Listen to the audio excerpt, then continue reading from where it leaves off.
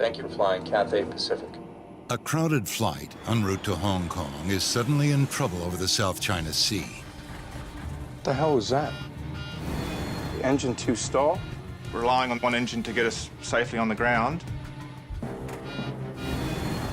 Then the situation gets worse. We now have 2 engines stalled. This is not fair. Approach. Mayday, mayday, mayday. Damn it. The 200-ton jet with 309 passengers is free-falling toward disaster. I felt fear. This cannot be happening. It looks like this aircraft could end up ditching into the water. Unless the captain can come up with a better plan. Ladies and gentlemen, we are starting our approach. We lost both engines. The mask over your nose. Emergency descent. Brace for impact! Take a lost one. Investigation starting. He's gonna crash!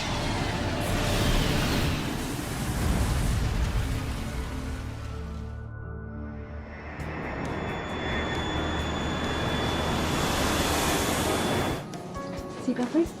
Thank you.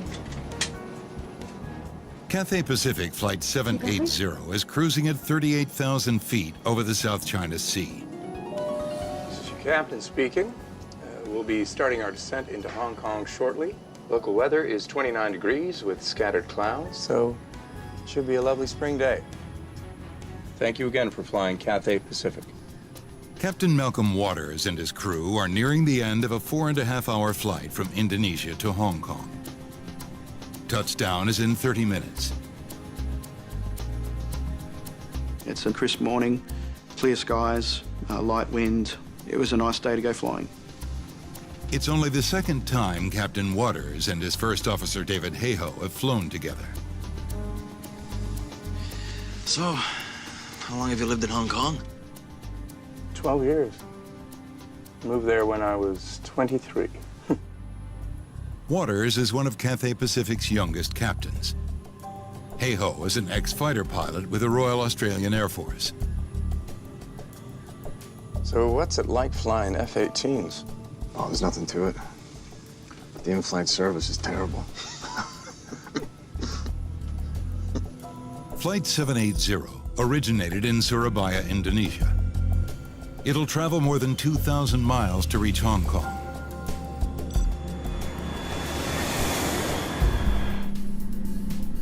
The Airbus A330 is powered by 2 Rolls-Royce Trent 700 engines, with advanced computers aiding every aspect of flight operations. The engineering and complexity that goes into them and the science that presents the information, they're incredible machines. Seatbelts, please. Madeline Avesado is the in-flight service manager responsible for overseeing 10 cabin crew members and the plane's 309 passengers. We carried out the service and prepared for landing. It was a normal flight.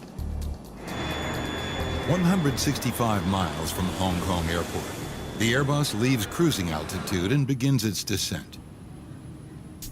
Airspeed's 295 knots. Rate of descent 700 feet per minute. It's looking good. The aircraft is performing perfectly. And then something goes wrong.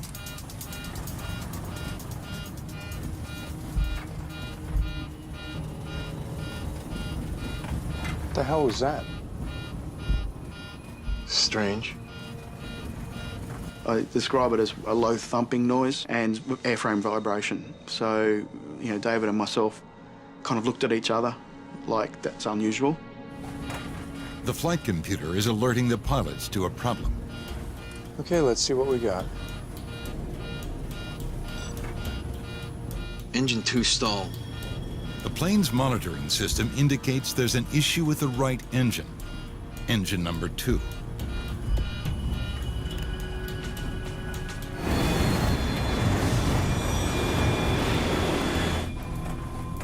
Captain Waters checks to see what's happened to the engine, but the monitoring system gives him no answers. Now, when we were checking the parameters, they were relatively normal. Okay, thrust lever number 2. Confirm. Confirm? With no explanation for the incident, Captain Waters reduces power on the engine to idle to protect it from damage. Idle. The lowest possible power level while still keeping it running. It has an immediate effect. The engine noises disappear. That's better. All the symptoms went away. We've got fuel flow, we've got rotation. The bigger concern is that the engine at idle isn't providing any thrust. They must now rely on their other engine to get them to Hong Kong. A single engine approach is not a big deal. We practice it a lot in the simulator. The aircraft are certified to fly on one engine.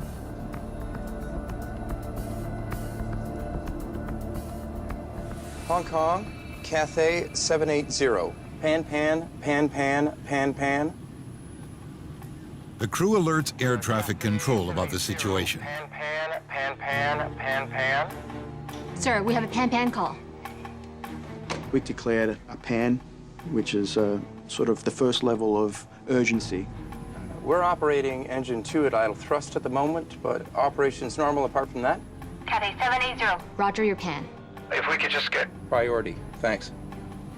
You declare a pan in order to let air traffic control know that we need a bit of help to get us on the ground quickly, and it gives them the authority to push people out of our way and help us achieve that goal.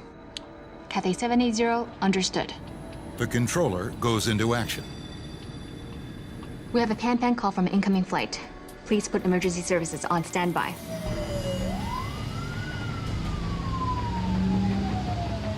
Airport firefighters rush to take up positions near the runway.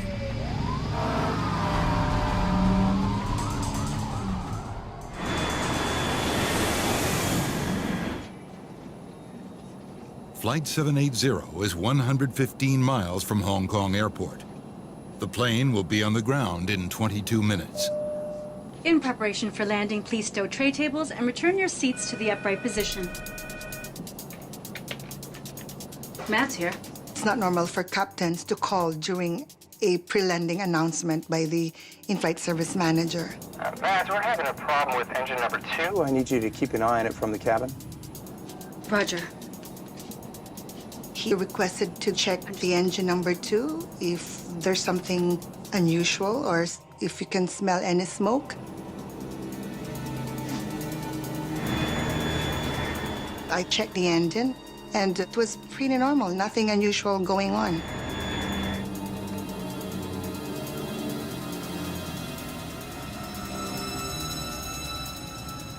The pilots prepare to land the Airbus with only one engine. I'll take the landing. Understood. You have control. Captain Waters will fly the plane from this point on. I have control.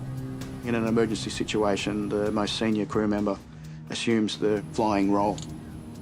Now I have to actually do what I've been trained to do. So it's not a normal day anymore, and you have to be on your game. Everything is set for an emergency landing. But then, another alert and more vibrations. Engine 1 stall. Engine 1 stall confirmed. Things have gone from bad to worse. The monitoring system indicates they've just lost the other engine, the one they were counting on to get the plane to Hong Kong. We now have 2 engines stalled. This is not fair. Johnny Ranchers, time for flavor riding! Eat like you with Taco Bell's $5 Build Your Own Cravings Box, only online or with the Taco Bell app. 20 minutes from landing, Cathay Pacific Flight 780 is in serious trouble. We were relying on this one engine to get us safely on the ground, and now it had exactly the same symptoms and noises and sounds as the other engine. If they can't get engine 1 back up and running, the plane is headed for disaster. Engine 1 to idle. The monitoring system tells the pilots to put the malfunctioning engine number 1 into idle.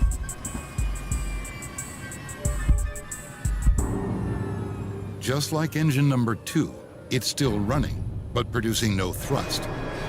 The plane is now gliding. Damn it. Our descent rate is not looking good. Without thrust, they can't make it to Hong Kong or any other airport. Captain Waters faces a desperate situation. We were still about 60 miles out to sea at that time. With the aircraft descending at, 1,300 feet per minute, we've only got 5-6 minutes before we're at sea level. I felt fear. And you have all those human responses to fear. The hair standing up on the back of your neck, the tightening of your stomach, the dryness in your mouth. It was a sense of disbelief that we might end up in the water. This can't be happening.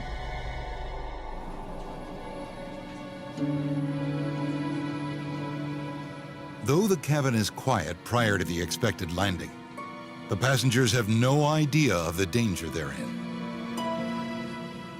Everything was calm. Everything was like normal to them.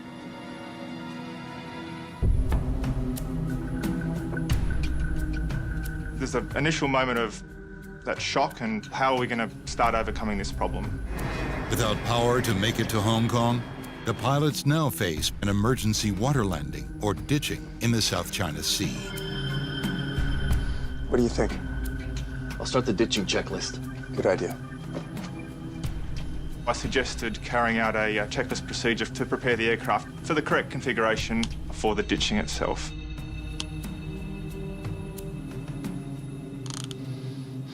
Sitting back allowed me to start thinking rationally.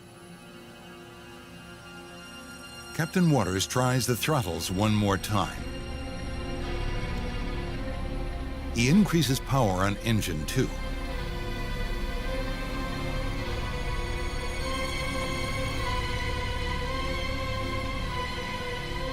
Then he tries engine 1. Nothing happens. The engines just are not responding at all. They're just remaining at idle. Damn it! I'm calling a mayday. Do it. Approach. Mayday, mayday, mayday. Cathay 780 had engine 1 stall and engine 2 stall. This call is more urgent than the previous one. Currently, we require a lower descent. We're extending our glide and trying for relights. Cathay 780, descend to 3,000 feet. Putting the mayday call out over the radio, you really feel that something serious is going on. You can tell in the voice that comes back to you that it gets everyone's attention because it's not a word that you hear all the time. Restarting number 2. Ram air turbine on. In between the ditching checklist itself, Engine 2, select ignition. my approach was, let's try and restart the engines because we're going to be in no worse a situation than we are now. No response. You're still at idle.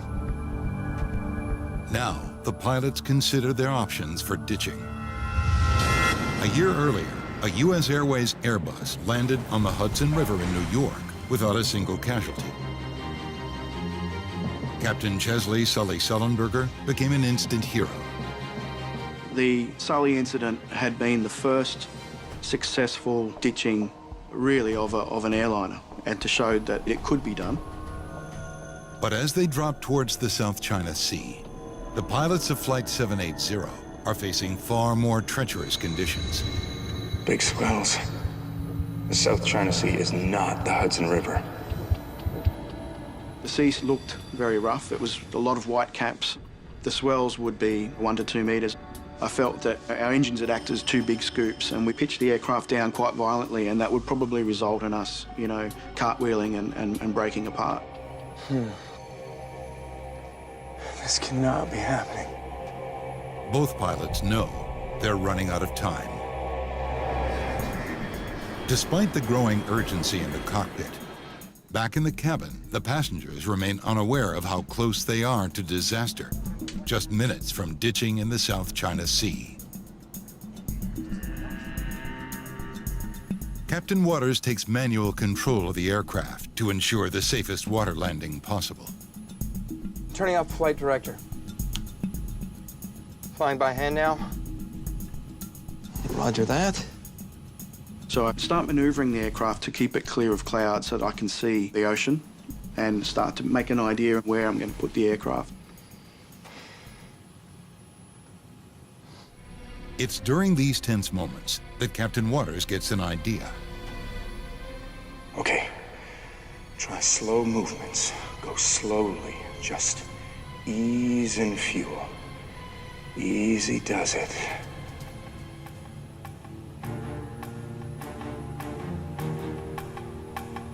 I could see Malcolm manipulating the thrust lever for engine 1. I was just pinching the side of the thrust lever just to move it a millimetre. Each time I pinched it would just go up a millimetre. Slowly.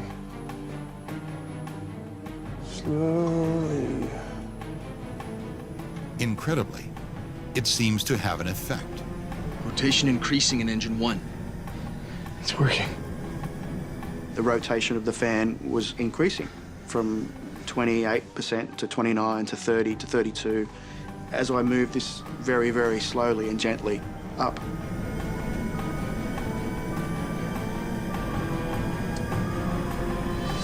Let's see how far we can get. He wonders if he can get the engine to full power. I eased the thrust lever up a little bit more.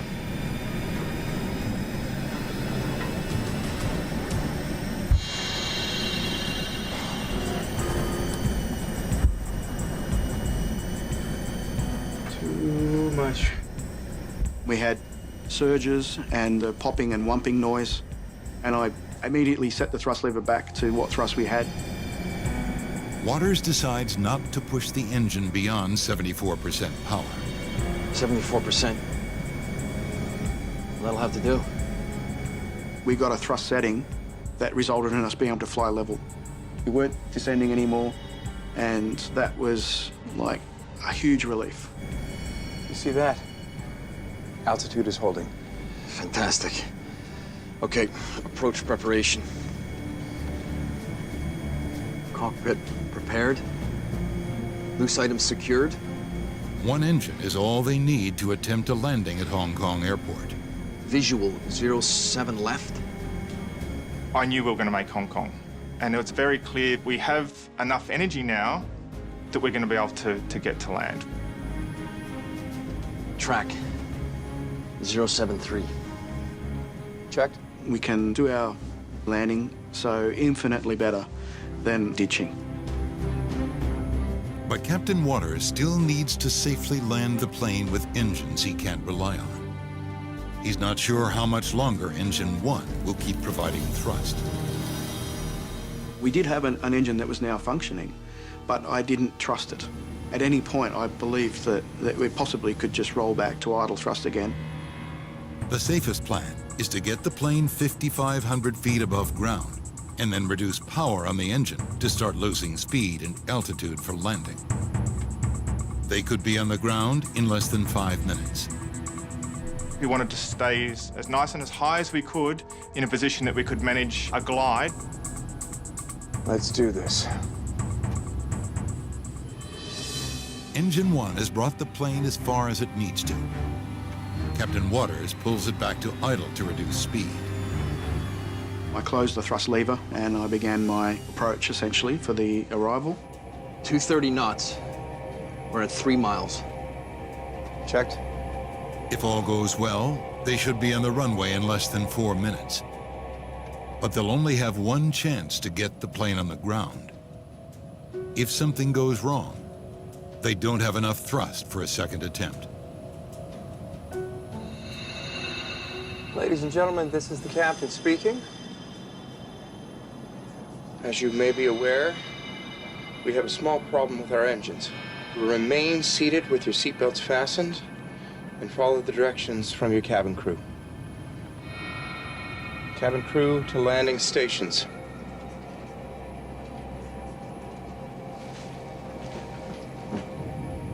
Okay, flaps 1. Thanks. Okay, flaps 1. Gear down.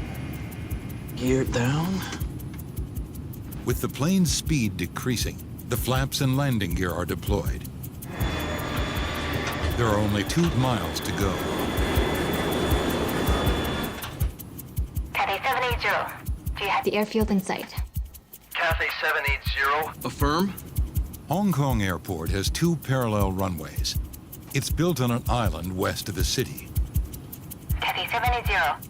We have both runways available. For your approach. The crew is cleared to land on either runway. The Airbus turns onto its final approach to Hong Kong Airport. Captain Waters is confident he can get the plane on the ground safely. Auto brake. Low. Final items. Okay. They are a minute from touchdown. Then, another alert. It's overspeed. It's an overspeed warning, a signal the aircraft is flying too fast. The speed was not reducing to anything close to the speeds that were indicated that we would be once we got into the landing configuration.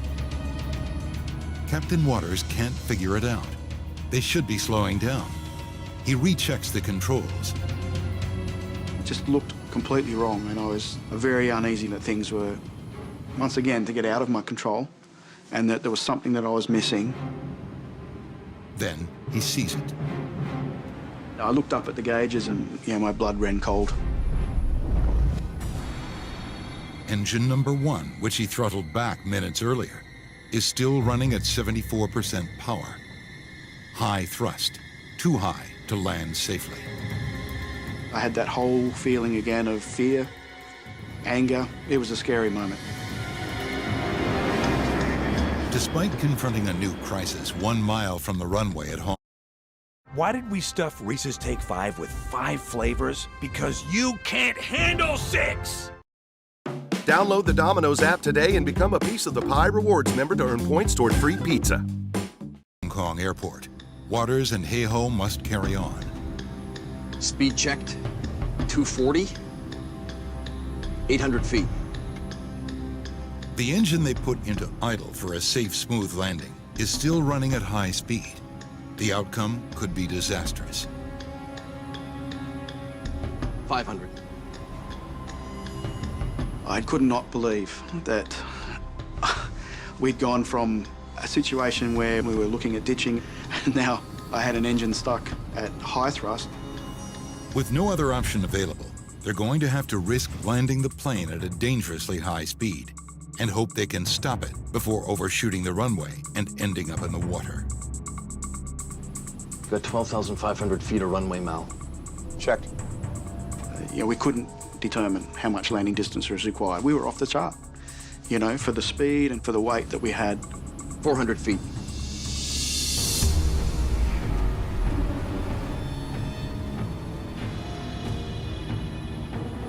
The longer we prolong this, the more unknown things are happening. It was our one chance to get this on the ground, and we had to make the best go at it.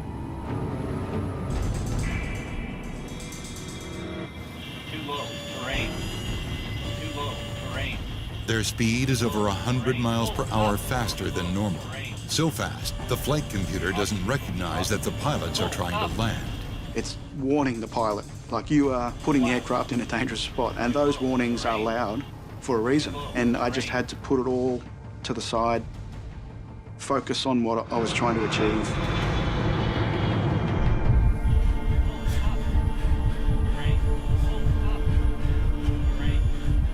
Disregard that. Captain Waters pushes the nose down, forcing the Airbus onto the runway.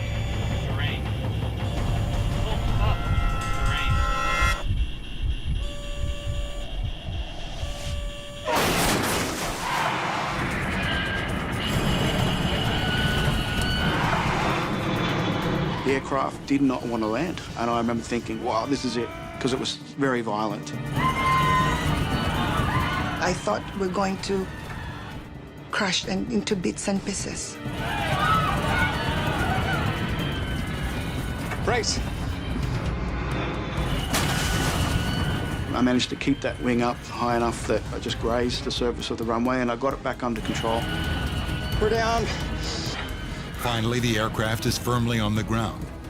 Now, they've got to bring it to a stop. Full reverse! They deploy reverse thrust on the engines to slow the Airbus down while applying full braking power.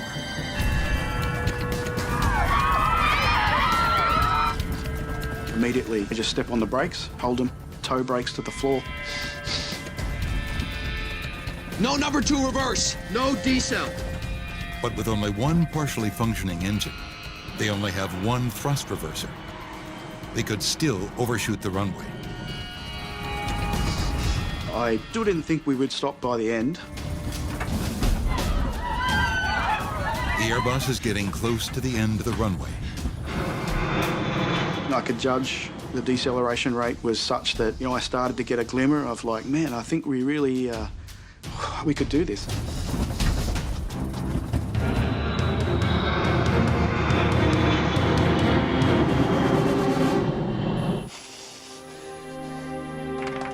Finally, the aircraft comes to a halt just a short distance from the water's edge. They've used up more than 8,800 feet, over 1.5 miles of runway. I can't believe it. We made it. Nice one. Once the aircraft did stop, there's a look of what the hell just happened. It was just this humongous relief. You're so happy that, we were going to go home and see our families.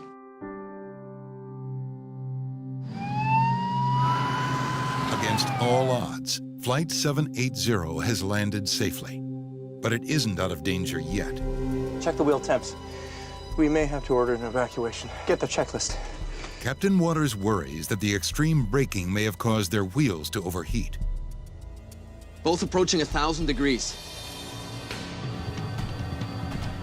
His hunch is correct.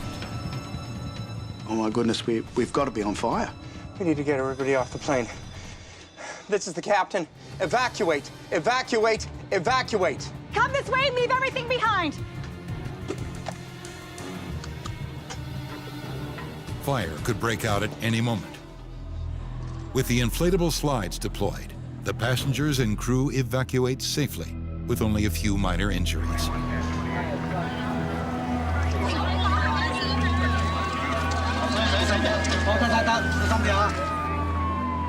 Once I was standing on the ground, I turned around and looked at the aeroplane, and it was like a scene from a Hollywood movie. The steam and smoke coming off the fire services were dousing the wheels, and paramedics are turning up. People are being helped away from the bottom of slides.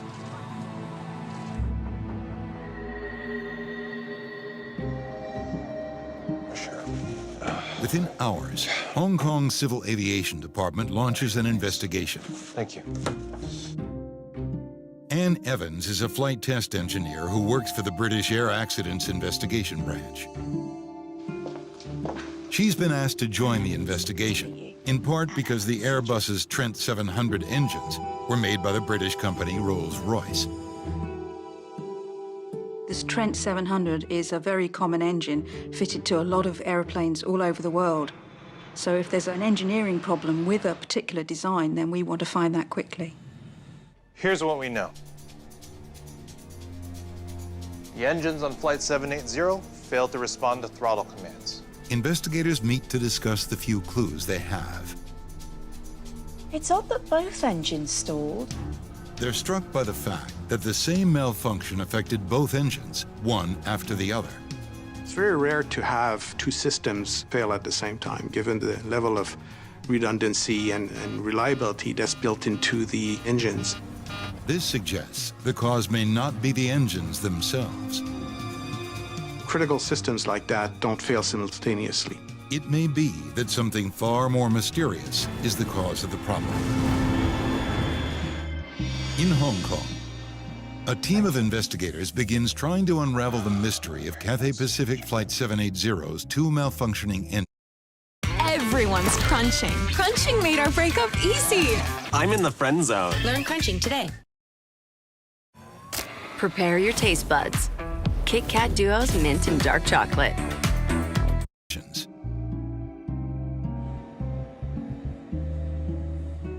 They retrieve the black box flight data recorder from the rear of the aircraft.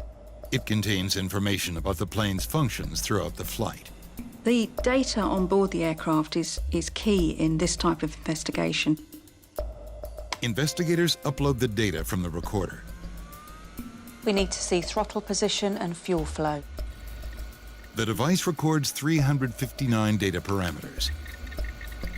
They focus in on the A330's engine functions. Stop. What's going on here? Right away, they notice something unusual. Thrust levers are moving, but fuel flow's flatlining. After the pilots had tried to restore power to the engines by pushing the throttle up, the fuel flow remained the same. They gave some thrust commands, but no corresponding response from either engines at the time. Damn it! So we really needed to understand what caused that. Investigators wonder if a fuel flow problem caused Flight 780's engine trouble. Thank you. The flight data recorder helps them spot the problem. But to try to pinpoint the cause, they turn to another source of onboard data. It's called the post-flight report. Engine 2 control system fault. It says that the VSV was jammed. It contains in-depth data about the error messages that appeared on the monitoring system throughout the flight. Okay. It's a piece of information for troubleshooting to tell the maintainers that the aircraft's had a problem and what they need to do to fix it.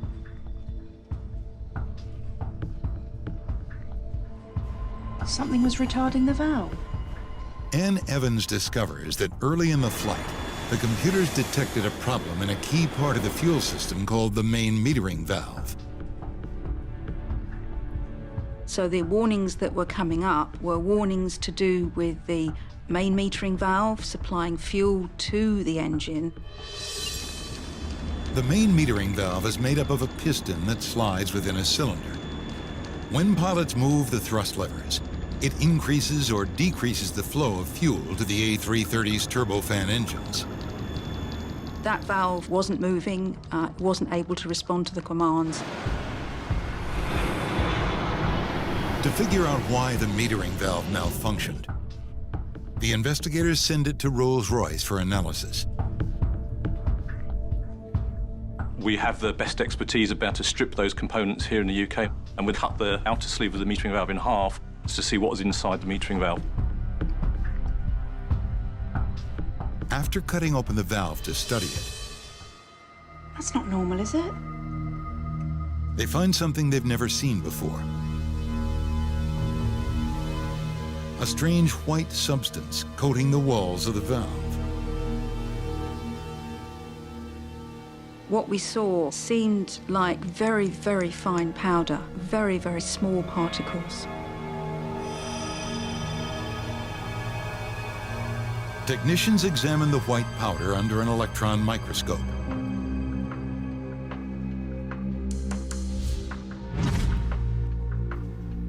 They discover it's made up of tiny spheres stuck to the metal walls of the valve.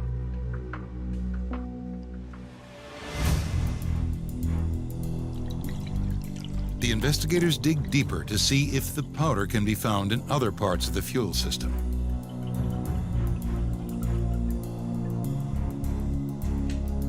We immediately started finding small particles even within the fuel tank itself. So the fuel system and the engine had some sort of contaminant that we didn't really understand what it was. Could the mysterious particles in the fuel system explain why the pilots had such difficulty controlling engine power? The metering valve was kind of deluged with this material which would silted the metering valve up and caused it to become stuck in its current position. The investigators need to learn all they can about the strange substance. Having identified this particulate within the various areas of the fuel system and the engine, our first thought, well, what is it? X-ray analysis reveals the chemical makeup of the material. It shows that the powder is a type of superabsorbent polymer, or SAP. When it comes into contact with water, it creates a gel-like substance. These are organic compounds designed to absorb water. That gave us a clue as to where they'd come from. The investigators know that the powder is used in refueling trucks to prevent water from getting into aircraft fuel tanks. The refueling trucks pump fuel from underground tanks and pipes through a filter on the truck and into the aircraft. If the fuel is contaminated with water, the powder in the filter absorbs it by forming a gel inside the filter. So the superabsorbent powder is there really to just absorb the water and make sure that we're protecting the aircraft from the presence of water in the tanks. But the waterlogged gel is supposed to stay in the filter. It should never end up in the fuel. It is so commonly used within the industry for this purpose of filtering out water. What we didn't understand was how did it get on board the aircraft?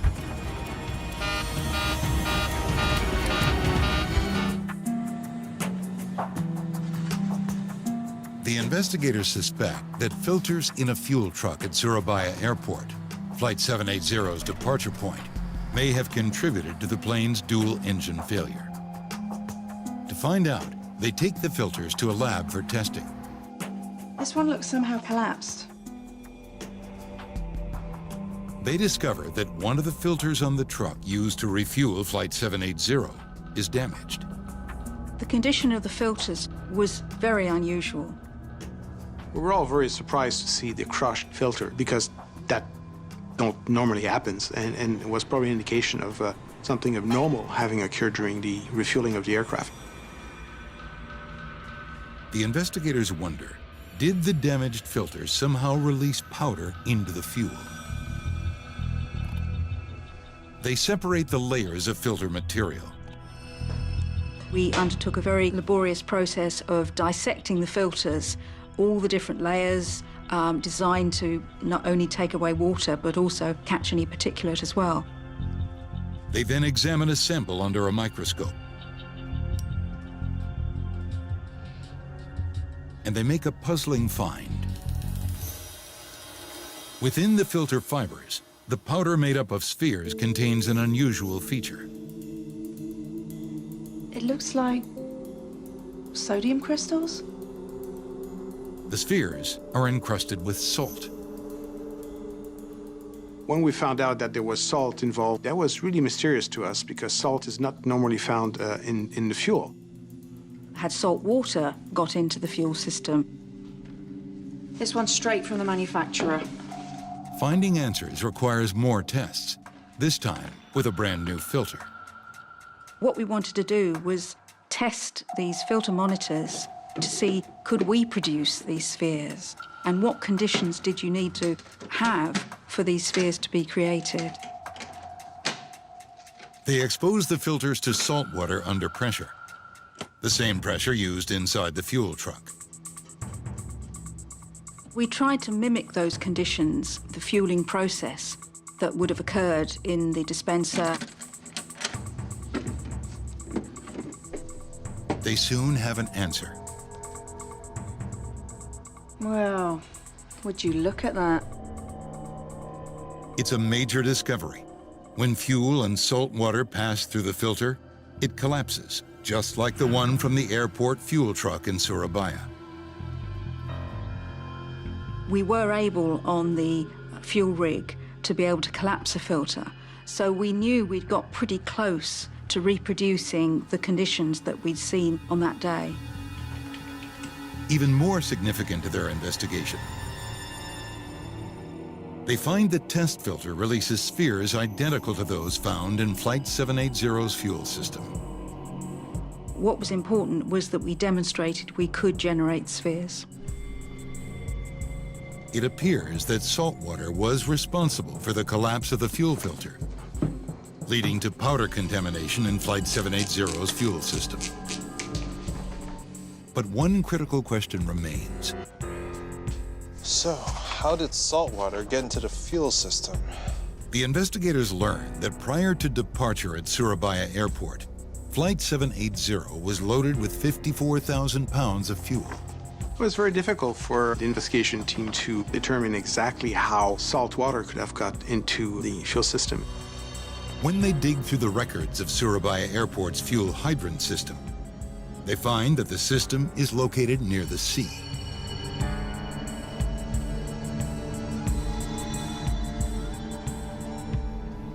March 2010. This was taken just days before the incident. I think we may have our answer. The team discovers that the underground hydrant system that stores and supplies fuel to the pump truck was recently upgraded. During construction, the fuel pipes had been opened up and possibly exposed to groundwater. There had been construction work on the hydrants, and the investigation team highly suspected that would have been an opportunity for salt water to come into the hydrant system. If then the pipes are not flushed sufficiently, then that salt water could still be present when you start refueling aircraft. The team now believes they know what happened to Cathay Pacific Flight 780. The underground fuel supply, contaminated with salt water, broke down a filter, releasing a powder into the fuel. The powder jammed the metering valves, preventing enough fuel from reaching the engines.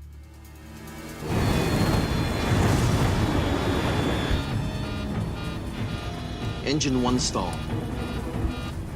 We had fuel contamination, and that contamination throughout the fuel system led to the seizure of both main metering valves, such that the pilot no longer had control over the power of the engines.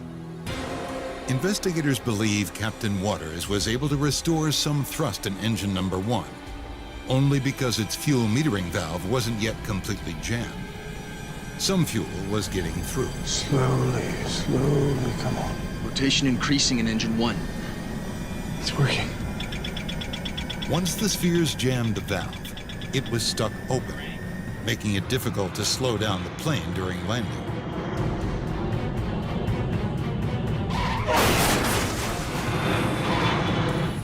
Brakes.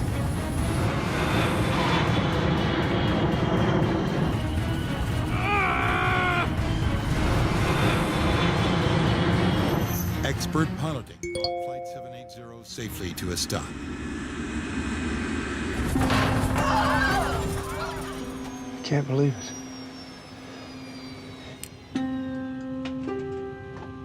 Nice. I think the crew did a great job. It's not an emergency that's trained for. We can be very thankful to the crew. They behaved in a very professional manner, and they have our admiration. Since the accident, there have been efforts to improve the regulation of aviation fuel handling and storage. The company that manufactures the filters has redesigned them to prevent collapse and powder contamination. For their outstanding courage and skill, Malcolm Waters and David Hayhoe were given the highest honor in civil aviation, the Polaris Award. It was very special to be given the award. It was an incredible honor. It was the Federation of Air Pilots that awarded that award. So when, your fellow pilots, you say, job well done, we really think that, you pulled it off. So, yeah, very humbled and honoured.